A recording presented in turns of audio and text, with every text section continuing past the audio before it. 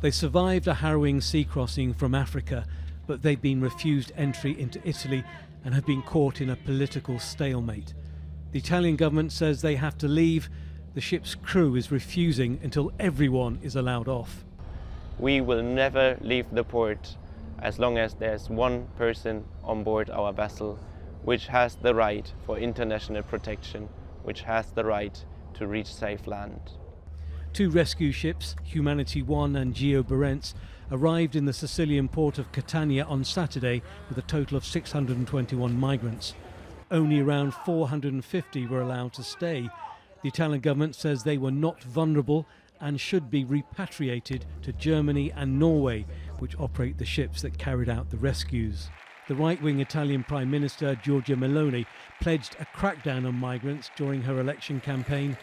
Those aboard the Humanity 1 and GOVT are feeling the effects of that. But humanitarian groups have started legal action against the Italian government.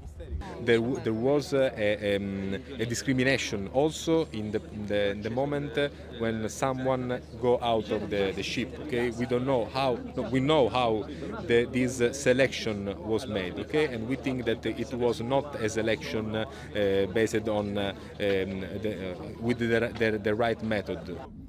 Humanitarian organisations say that the Italian government is clearly in breach of the United Nations Convention on Human Rights and that they are confident of winning any legal battle, but that takes time and it still leaves hundreds of migrants living in a political no man's land.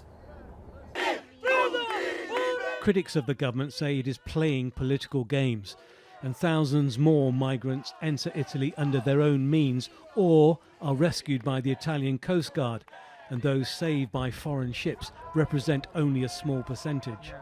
But the trauma for those stranded on the ships can only get worse. They have fear in their eyes and that they are pushed back into international waters, maybe even pushed back to Libya. So all the memories come up on their journey, what they experienced, saw people dying, saw people going missing in front of them. They don't want to go back to these places. As winter sets in and seas become rougher, one thing is certain: more migrants will need to be rescued and more will die. Tony Birtley, Jazeera, Catania, Sicily.